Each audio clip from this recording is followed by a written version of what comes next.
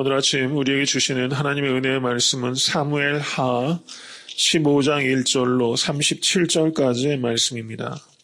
오늘 본문 말씀을 보시면 이 압살롬이 사람의 인기를 끌어내고 또 아주 교활하게 사람들을 선동하고 그래서 반역을 하게 되는 그런 과정 가운데 과정이 기록되어 있습니다.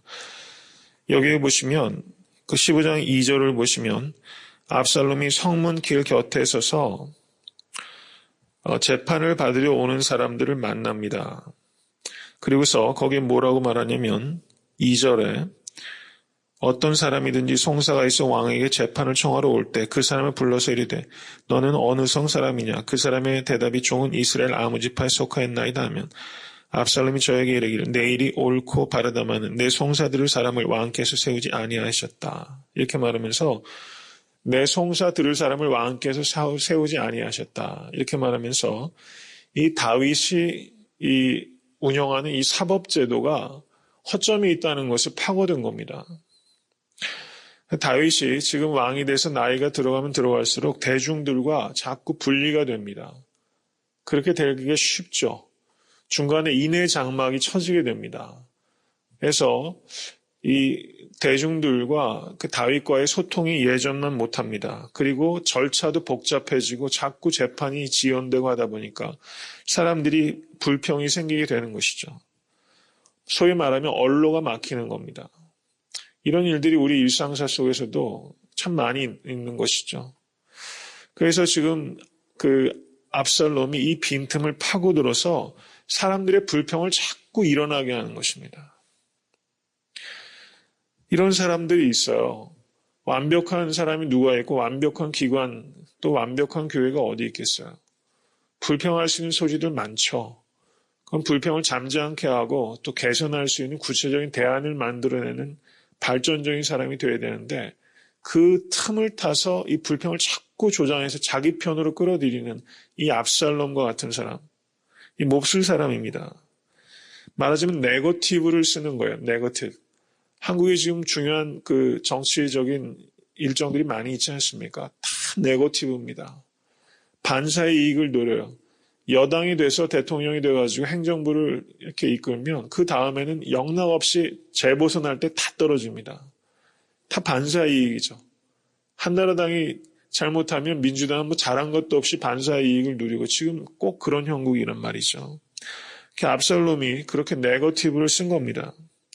반사의 이익을 파고들었어요. 그리고 15장 5절을 보시기 바랍니다. 사람이 가까이 와서 절하려 하면 압살롬이 손을 펴서 그 사람을 붙들고 입을 맞췄다. 이렇게 말하고 있어요. 다윗을 만나기 어려운데 압살롬은 어떻습니까? 그 사람을 붙들고 입을 맞췄어요. 말하자면 스킨십 정치를 한 겁니다. 스킨십 정치. 선거철만 되면 국회의원 입후자들이 재래시장을 엄청나게 방문해요. 그리고 악수를 하도 많이 해가지고 손이 아파가지고 여기다 막 붕대를 안고 다니는 사람도 있더라고요. 스킨십 정치가 선거철 전에는 엄청 늘어납니다. 이 압살롬이 지금 스킨십 정치를 하고 있는 거예요. 그리고 선거만 끝나서 뽑히게 되면 언제 그러냐는 뜻이 국회의원들이건 정치가들이건 만나보기가 어렵습니다. 근데 사람들이 이런 걸 좋아합니다. 그래서 압살롬 편으로 사람들이 다 몰려가게 됐어요. 사람들이 생각하는 것은요. 가만히 보면은 사람들이 이렇게 얄팍한 겁니다. 한국 정치적인 상황들도 그런 것 같아요. 그 한국 정치가 낙후된 것은 유권자들의 책임이 매우 크다. 이것을 우리가 생각하게 됩니다. 경상도 사람들은 꼭 그러죠. 우리가 남이가. 그리고 충청도 사람들 우리가 핫바지가 뭐 이러면서 선거철만 되면 다 내 편으로 가릅니다. 그래서 내 손 잡아주고 나에게 잘해주는 사람이 좋은 겁니다. 그 세상 지도자들도 그렇고 교회 리더들도요. 저 사람이 아부하는 건데 알면서도 자기에게 아부하는 사람이 싫지 않은 거예요.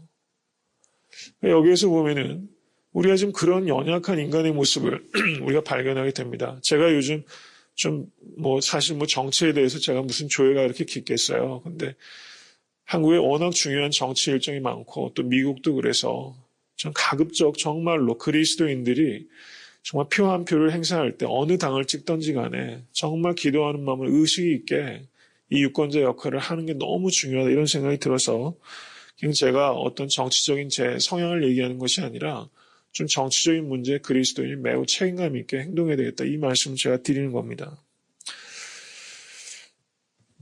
그런데 압살롬이 이 예루살렘에서는 추종자를 그렇게 많이 확보를 못했어요. 그래서 거사를 예루살렘에서 일으키면 실패할 확률이 높다고 판단한 겁니다. 그래서 다윗에게 말을 해요. 그래서 헤브론으로 자기를 보내달라 이렇게 얘기를 합니다. 또 거짓말을 합니다. 그래서 헤브론으로 다윗이 가는 것을 허락했어요. 다윗은 철석같이 이 아들을 믿은 겁니다. 그런데 거기에 보시면 압살롬이 200명을 데리고 헤브론으로 가게 됩니다. 11절을 보시기 바랍니다. 그때 압살롬에게 청함을 받은 200명이 그 사기를 알지 못하고 아무 뜻 없이 예루살렘에서 저와 함께 갔다 이렇게 말하고 있습니다. 이 사람들은 지금 압살롬이 헤브론에 가서 반역을 일으킬 것도 몰랐어요. 200명을 이끌고 갔는데 200명은 유력한 사람들이었습니다. 그래서 아무 생각 없이 거기에 간 거예요. 결과적으로는 헤브론에 가서 이 압살롬이 반역을 일으켰기 때문에 이 사람들이 거기에서 영락없이 볼모로 잡힌 겁니다. 거기에서 압살롬이 잘못했다고 거기에서 반대 의사를 표현하면 그냥 죽는 것이고 다윗이 이 압살롬을 또 무너뜨리면 영락없이 자기는 반역죄로 또 몰리게 됩니다. 아주 애매하게 이 사람들을 트랩에 건 거예요. 함정에 빠진 겁니다.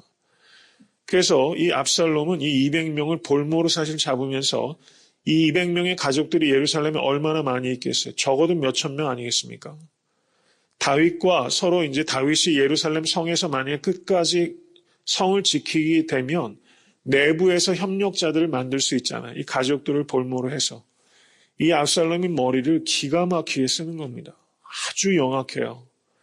사람들을 옴짝달싹 못하게 아주 매니플레이트 하는 겁니다. 정치적으로 말하면 정말 구단입니다. 구단. 매우 비정하고 매우 잔인하고 교활하게 술을 놓는 거예요. 바둑 두듯이 하나하나 아주 교묘하게 이 압살롬이 바둑을 두고 있어요.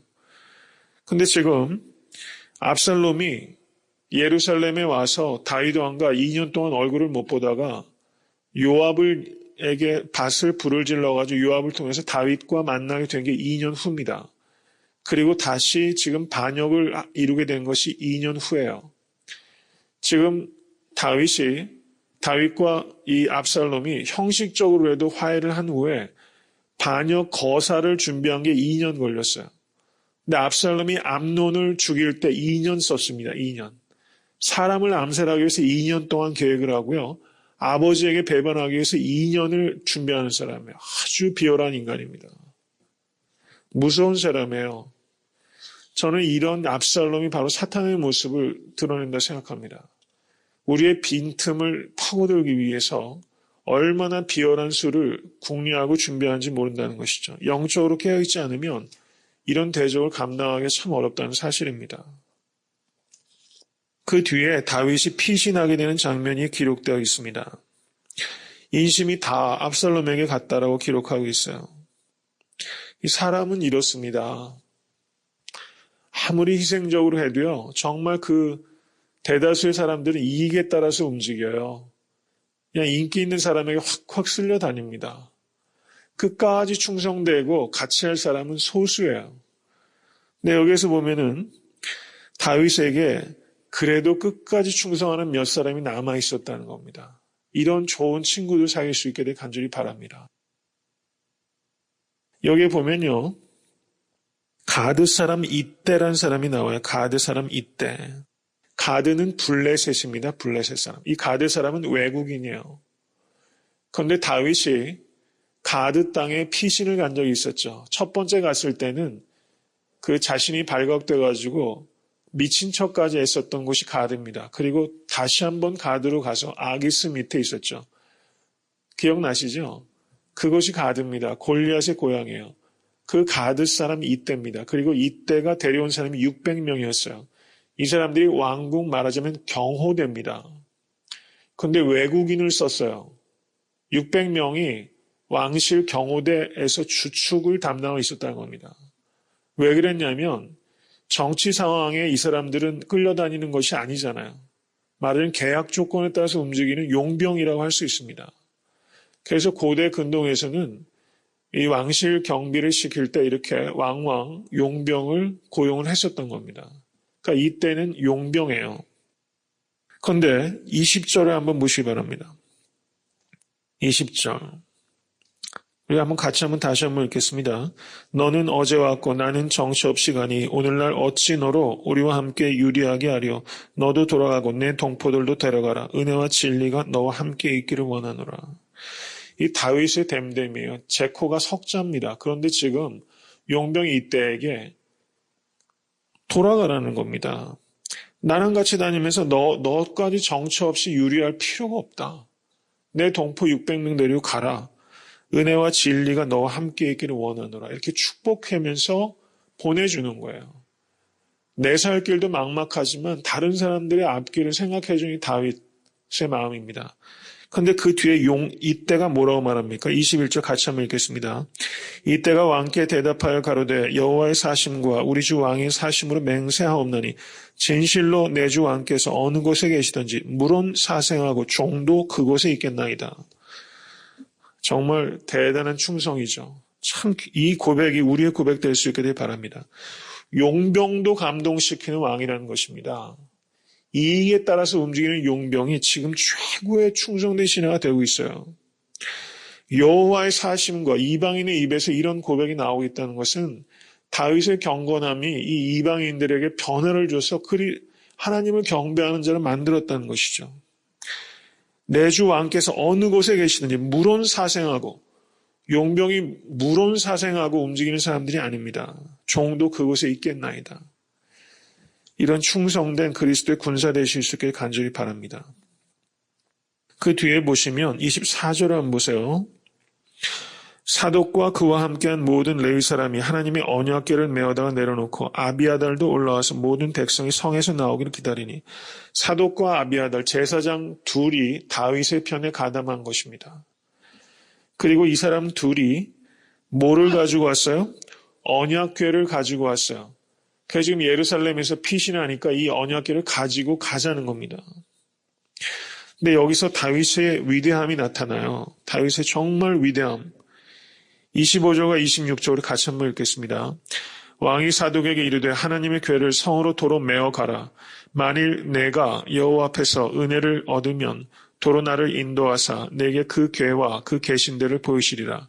그러나 저가 말씀하시면 내가 너를 기뻐하지 아니한다 하시면 종이 여기 있사오니 선이 여기시는 대로 내게 행하시옵소서 하리라. 이렇게 말했어요.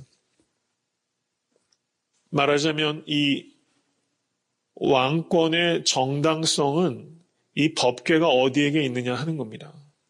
법궤가 다윗의 수중에 있으면 다윗이 정당한 것이고 법궤가 그 압살롬에게 있으면 압살롬의 그 정권이 정당한 것이다. 이렇게 보일 수 있다는 거죠.